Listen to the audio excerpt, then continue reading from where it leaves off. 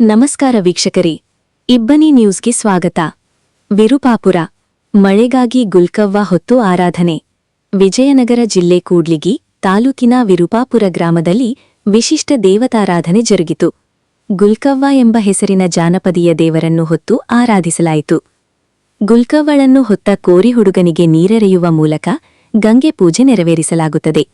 ಗುಲ್ಕವ್ವಳನ್ನು ಹೊತ್ತ ಬಾಲಕ ಗ್ರಾಮದ ಮನೆಮನೆಗೆ ತೆರಳಿ ನೀರು ಎರಸಿಕೊಂಡು ಪೂಜೆಗೆ ಪಾತ್ರಲಾಗುತ್ತಾನೆ. ಗ್ರಾಮಸ್ಥರು ಹುಲ್ಕವ್ವಳನ್ನು ಪೂಜೆಗೈಯುವ ಮೂಲಕ ವರುಣದೇವರ ಕೃಪೆಗಾಗಿ ಆರಾಧಿಸಲಾಗುತ್ತದೆ.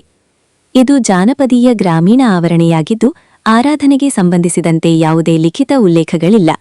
ತಾಲೂಕಿನ ವಿರುಪಾಪುರದಲ್ಲಿ ಗುಲ್ಕಮ್ಮ ಹೆಸರಿನಲ್ಲಿ ಆರಾಧನೆ ಜಾರಿಯಲ್ಲಿದೆ. ಪ್ರಮುಖವಾಗಿ ಮಹಿಳಾ ಶಕ್ತಿಯ ಆರಾಧನೆ ಹಾಗೂ ಗ್ರಾಮೀಣ ಪಶುಪಾಲನಾ ಸಮುದಾಯಗಳ ಸಂಸ್ಕೃತಿಯನ್ನು ಬಿಂಬಿಸುವ ಒಂದು ವಿಶಿಷ್ಟವಾದ ಜಾನಪದ ಆಚರಣೆಯಾಗಿದೆ. ಪ್ರಕೃತಿ, ಕೃಷಿ ಮತ್ತು ದೈವಭಕ್ತಿಯ ಸುಂದರ ಸಂಗಮವಾಗಿದೆ. ಗೊರ್ಜವ್ವ ಆಚರಣೆಯು ಸ್ತ್ರೀಶಕ್ತಿಯ ಸಂಕೇತವಾದ ಗುಲ್ಕಮ್ಮ ಮುಡಿಪಾಗಿರುತ್ತದೆ. ವಿಶೇಷವಾಗಿ ಕಲ್ಯಾಣ ಕರ್ನಾಟಕದ ಜಿಲ್ಲೆಗಳ ಗ್ರಾಮೀಣ ಪ್ರದೇಶಗಳಲ್ಲಿ ಗುಲ್ಕವ್ವ ಆಚರಣೆ ಅತ್ಯಂತ ಶ್ರದ್ಧಾಭಕ್ತಿಯಿಂದ ಆಚರಿಸಲಾಗುತ್ತದೆ. ಗುಲ್ಕವ್ವ ಗೌರವ್ವ ದೇವಿ ಪಶುಪಾಲಕರು ಮತ್ತು ಅವರ ಜಾನುವಾರುಗಳ ರಕ್ಷಕಿಯಾಗಿ ಸಕಲ ಜೀವರಾಶಿಗಳಿಗೆ ಜೀವಜಲವಾಗಿದ್ದು ವರ್ಣಕೃಪೆಗಾಗಿ ಪೂಜಿಸಲ್ಪಡುತ್ತಾಳೆ. ಮಹಿಳೆಯರು, ಯುವತಿಯರು, ಮಕ್ಕಳು ಒಗ್ಗೂಡಿ ಅರಿಶಿನ ಮತ್ತು ಮಣ್ಣಿನಿಂದ ಹಾಗೂ ನೈಸರ್ಗಿಕ ಸಾಮಗ್ರಿಗಳಿಂದ ಗುಲ್ಕಮ್ಮ ಅಂದರೆ ಗೌರಮ್ಮಳ ವಿಗ್ರಹವನ್ನು ಸರಳ ರೀತಿಯಲ್ಲಿ ಸಾಂಪ್ರದಾಯಿಕವಾಗಿ ತಯಾರಿಸಲಾಗುತ್ತದೆ. ಕೆಲವೆಡೆಗಳಲ್ಲಿ ರಾತ್ರಿ ವೇಳೆ ಗುಲ್ಕವ್ವ ಉತ್ಸವ ರಾತ್ರಿ ಸಮಯದಲ್ಲಿ ಆಚರಿಸಲಾಗುತ್ತದೆ. ದೇವಿಯ ವಿಗ್ರಹವನ್ನು ಗ್ರಾಮದ ವಿವಿಧ ದೇವಾಲಯಗಳಿಗೆ ಮೆರವಣಿಗೆಯಲ್ಲಿ ಕೊಂಡೊಯ್ಯಲಾಗುತ್ತದೆ. ಈ ಸಂದರ್ಭದಲ್ಲಿ ಮಹಿಳೆಯರು ಕೈಯಲ್ಲಿ ತೈಲದೀಪಗಳನ್ನು ಹಿಡಿದು ಹೂವುಗಳನ್ನು ಅರ್ಪಿಸಿ ಭಕ್ತಿಭಾವದಿಂದ ಮೆರವಣಿಗೆಯಲ್ಲಿ ಸಾಗುತ್ತಾರೆ. ಹಬ್ಬದ ಪ್ರಮುಖ ಆಕರ್ಷಣೆಯಾಗಿ ಪುರುಷ ಭಕ್ತರು ದೇವಿಯ ಮೇಲಿನ ಅಚಲ ಭಕ್ತಿಯ ಸಂಕೇತವಾಗಿ ಮುಖ್ಯ ದೇವಾಲಯದ ಎದುರು ಉರುಳು ಸೇವೆ ಉರುಳುವುದು ಮಾಡುತ್ತಾರೆ. ಜಾನಪದ ಹಾಡುಗಳು ಮತ್ತು ನೃತ್ಯ ಸೋಭಾನೆ ಪದಗಳ ಮೂಲಕ ಗೊರ್ಜವ್ವಳನ್ನು ಆರಾಧಿಸಲಾಗುತ್ತದೆ. ಈ ಆಚರಣೆಗಳಲ್ಲಿ ಮಹಿಳೆಯರು ವಿಶಿಷ್ಟ ರೀತಿಯ ಜಾನಪದ ಹಾಡುಗಳನ್ನು ಹಾಗೂ ದೇವಮನ್ಸಾರುವ ಜಾನಪದ ಗೀತೆಗಳನ್ನು ಹಾಗೂ ಭಕ್ತಿಗೀತೆಗಳನ್ನು ಹಾಡಿ ಭಜನೆ ಮಾಡುವ ಮೂಲಕ ಆರಾಧಿಸಿ ಮಳೆ ದೇವರನ್ನು ಆಹ್ವಾನಿಸುವಂತೆ ಪ್ರಾರ್ಥಿಸಲಾಗುತ್ತದೆ.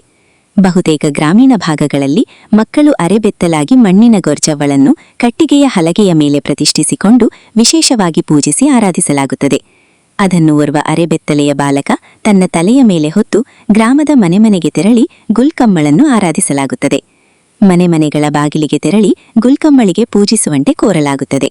ಮನೆಯ ಬಾಗಿಲಿಗೆ ಬಂದಿರುವ ಗುಲ್ಕಮ್ಮಳನ್ನು ಮನೆಯವರು ಭಕ್ತಿಯಿಂದ ಸ್ವಾಗತಿಸಿಕೊಳ್ಳುತ್ತಾರೆ ಮತ್ತು ಗುಲ್ಕಮ್ಮಳ ಹೊತ್ತವರಿಗೆ ಗಂಗಾಭಿಷೇಕ ಮಾಡಿ ನಮಿಸುತ್ತಾರೆ ಮತ್ತು ಗುಲ್ಕಮ್ಮಳ ಆರಾಧಕರಿಗೆ ಧಾನ್ಯಗಳನ್ನು ಮತ್ತು ದಕ್ಷಿಣೆಯನ್ನು ನೀಡಿ ಕಳುಹಿಸಿಕೊಡಲಾಗುತ್ತದೆ. ಗುಲ್ಕಮ್ಮಳ ಆರಾಧಕರು ಜನರು ನೀಡಿದ ದವದ ಧಾನ್ಯ, ಕಾಳು ಕಡಿಗಳನ್ನು ಸಂಗ್ರಹಿಸುತ್ತಾರೆ. ನಂತರ ಒಗ್ಗೂಡಿ ತಿನಿಸು ಮಾಡಿ ಗುಲ್ಕಮ್ಮಳಿಗೆ ಎಡೆ ಮಾಡಿ ನಮಿಸುತ್ತಾರೆ. ಶ್ರದ್ಧಾಭಕ್ತಿಯಿಂದ ಗುಲ್ಕಮ್ಮಳ ಪ್ರಸಾದ ಸೇವಿಸಲಾಗುತ್ತದೆ. ಗುಲ್ಕಮ್ಮಳ ಆರಾಧನೆಯಲ್ಲಿ ಬಾಲಕರು, ಬಾಲೆಯರ ದಂಡೆ ಭಾಗಿಯಾಗಿರುತ್ತದೆ. ಗುಲ್ಕಮ್ಮಳ ಆರಾಧಕರು ಗುಲ್ಕಮ್ಮಳನ್ನು ಹೊತ್ತು ಗ್ರಾಮವೆಲ್ಲ ಅಲೆದಾಡಿದ ನಂತರ ಕೊನೆಗೆ ಗ್ರಾಮದಾಚೆಯ ದೇವಸ್ಥಾನದಲ್ಲಿ ತಂಗುತ್ತಾರೆ. ಈ ಆಚರಣೆ ಪ್ರದೇಶದಿಂದ ಪ್ರದೇಶ, ಗ್ರಾಮಗಳಿಂದ ಗ್ರಾಮಗಳಲ್ಲಿ ಅತ್ಯಲ್ಪ ವ್ಯತ್ಯಾಸ, ವೈವಿಧ್ಯತೆಯಿಂದ ತುಂಬಾ ವಿಶೇಷತೆ ಹೊಂದಿರುವ ಜಾನಪದೀಯ ಆಚರಣೆಯಾಗಿದೆ. ವರದಿ ವಿಜಿ ವೃಷಭೇಂದ್ರ ಕೂಡ್ಲಿಗಿ.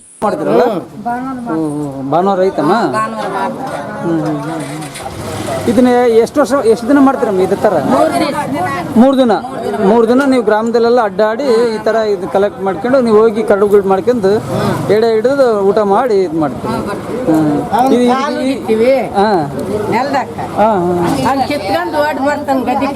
ಓಹೋ, ಹಂಗ. ಏನಂತಾರ ಇದಕ್ಕೆ? ಗುಲ್ಕಮ್ಮ ಅಂತಾರ, ಗುರ್ಜಮ್ಮ ಅಂತಾರ, ಗಿರ್ಜಮ್ಮ ಅಂತಾರ, ಗುಲ್ಕಮ್ಮನೂ ಅಂತಾರ. ಕೆಲವೊಂದು ಕಡೆ ಕೆಲವೊಂದು ರೀತಿ ಹೇಳ್ತಾರೆ.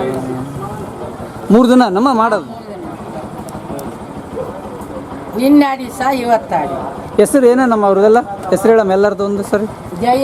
ಹಾಂ, ಇನ್ನು ಹೇಳ್ತೀರ? ಮಾದೇವಮ್ಮ. ಇನ್ನು ಏಮನ ಹೆಸರು? ಅಂಜನಮ್ಮ. ಏಮನ ಹೆಸರು? ಏಮ ಶಾರದಮ್ಮ.